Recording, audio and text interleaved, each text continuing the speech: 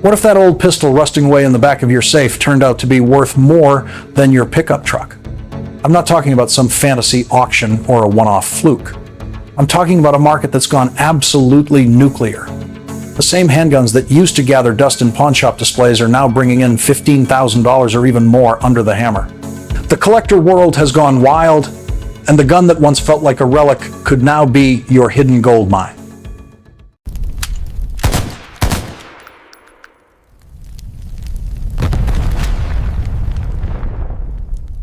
And the first entry on this list will hit you like a freight train.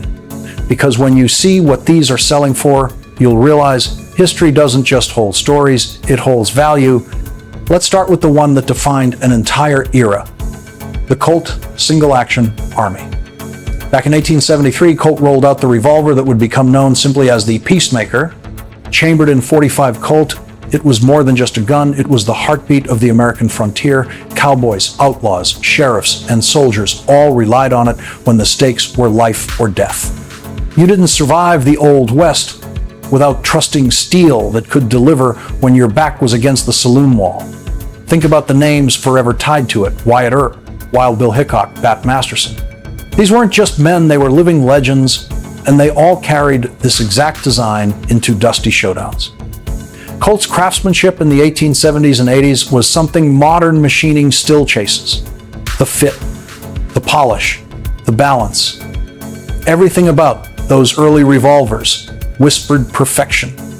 Pick one up and you'll feel why it became America's sidearm of destiny. Here's the kind of money we're talking about today. An authenticated Wyatt Earp carried single-action Army recently crossed the auction block for over $500,000. Let that sink in. $500,000 for a revolver that originally sold for what we'd now call pocket change. Pros: unmatched history, perfect natural balance, museum-grade build quality. Cons: single action only, meaning you've got to cock the hammer before every shot.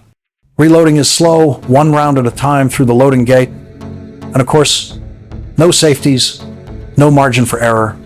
Still, when collectors talk about the ultimate American firearm, this is the one they're describing. Current values: $15,000 on the low end, $500,000 or more, if that serial number ties to a historical figure. That's not just appreciation. That's a time machine that prints money. Now buckle up, because number 2 on this list isn't just metal, it's a symbol. The Colt 1911 A1, the sidearm of the greatest generation. This .45 ACP powerhouse carried our troops from Pearl Harbor to Tokyo Bay. It stood in the trenches, stormed the beaches, and rode home in the hands of the men who built modern America. The A1 revision added a shorter trigger, an arched mainspring housing, and a few subtle tweaks that made it more ergonomic. But here's what most people forget. Colt wasn't the only one making them. Remington Rand, Ithaca, and even Union Switch and Signal turned out hundreds of thousands under wartime contracts. The result? Every branch of service got their share of .45 ACP thunder. This pistol didn't just fire bullets, it delivered confidence. The kind of confidence only a sidearm with real stopping power can provide. Pick up a genuine World War II 1911 today and you're literally holding the spirit of America's fight for freedom. That pistol might have seen D-Day, it might have crossed the Pacific, it might have ended up guarding victory itself. Pros: rock-solid reliability, pure historical gravity, and the authority of that .45 ACP round. Cons: heavy for everyday carry, a 7-round magazine by modern standards, and the classic cocked and locked single-action operation, not for everyone's nerves. Price range? Anywhere from $2,800 to $12,000, depending on maker, markings, and condition. That war trophy in your closet might just be worth more than the car in your driveway. But the ride doesn't stop here, because next up is a revolver so powerful it shook Hollywood and the world with a single line of dialogue. It earned its immortality when a single line from a movie trailer turned a handgun into legend.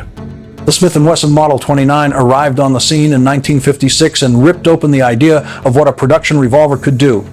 Chambered for .44 Magnum, this wheel gun was built on a frame so stout that it made lesser pistols look fragile. The cylinder, the crane, the lockup, everything screamed durability. That made it the go-to for anyone wanting raw, unapologetic power. Recoil was not a gentle reminder.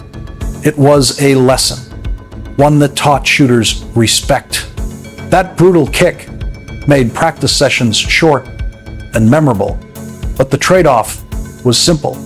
You brought serious terminal effect to a fight, and you paid for it with bruised hands. When a famous screen cop snarled about it being the most powerful handgun in the world, demand jumped overnight. Hollywood glamorized the thunder, collectors chased the legend. What made the Model 29 valuable? Early production runs with original bluing and minimal refurbishment, original wooden grips and correct serial sequences. Guns that kept their original paperwork or came from noted owners turned marketplace interest into bidding wars. Today, well-preserved examples trade hands for sums that make ordinary shooters blink. But remember the costs. .44 Magnum ammunition is pricey, the recoil punishes new shooters, and the size rules it out as a carry piece. Then there's the revolver, built like a bespoke timepiece, the Colt Python. Launched in 1955, the Python was Colt's answer to precision and finish. It wore a ventilated rib, a full underlug, and edges so crisp they became a hallmark. The double action felt near surgical. Shooters who cared about trigger geometry and timing fell hard for it. Early examples were hand fit, which means each one required a master's touch to tune. That craftsmanship is why collectors sometimes value these more like art than tools. Pythons age like fine steel when cared for. The finish develops depth. Timing and lockwork, if preserved, keep them smooth for decades. But maintenance is not cheap. A gunsmith familiar with Colt timing is a specialist, and parts aren't always simple to swap. Prices climbed as enthusiasts realized what those details meant. Shift now to an older revolution in pistol design, the Browning High Power. John Browning's last great handgun design hit the market in 1935 and changed capacity expectations. It gave shooters a double-stack magazine at a time when single stacks ruled. 13 rounds of 9mm shifted doctrine worldwide. Armies and police forces adopted it. It saw service in conflicts on both sides of a global war. The high power's slim grip and handling made it beloved by shooters who needed more rounds without bulk. Its long service life and international adoption put it on many collectors' radars. Some variants manufactured under license or with wartime marks carry extra value. The downsides? It's single action only, designed for cocked and locked carry. And some owners objected to the magazine safety or lack of modern passive safeties. Still, a well-preserved high power tells a story that spans continents. Moving smaller, but not less famous, is the Walther PPK. Born in 1931, this pocket pistol became an icon of concealment and cold efficiency. It offered a compact double-action system in a package made for jackets and briefcases. Pop culture sealed its fame, and real-world service put it into the hands of officers and officers in waiting. Small calibers and short magazines limit stopping power by modern standards, but the PPK's build quality and provenance keep collectors interested. Then there's the Colt Detective Special Classic snub-nose design from 1927, concealable, reliable, and favored by plainclothes officers for decades. Its short barrel and modest caliber don't hide its importance.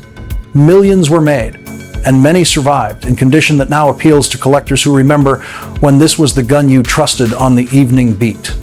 Each of these pistols has a backstory that turns iron into investment. They earned their stripes in sweat, sand, and celluloid. Want to know which of these will keep climbing and which might level off next? I'll lay out the market signals and the signatures buyers are hunting in the next part. Here's where things get interesting. Prices on collectible handguns don't just climb randomly. They rise with emotion, nostalgia, and the iron law of scarcity. Every scratch on blued steel, every faint engraving, every serial number from a specific batch tells a story, and the collector world eats that up. Let's talk strategy. You want to know what's driving this frenzy? Three big forces. First, the the generational shift. The men and women who grew up around World War II, Vietnam, and the Cold War are aging out of the market. Their heirs are discovering these pistols in safes, attics, and basements, and when those guns hit public auctions, people with money and memory start bidding like it's a family reunion. Second, media and mythology. Every time a firearm shows up in a blockbuster or a viral video, demand spikes. The Model 29 proved that when Hollywood turned it into legend. Same story with the Walther PPK. One spy franchise cemented it into pop culture forever. A single camera shot can add thousands of dollars to a gun's long-term value. Third, manufacturing heritage.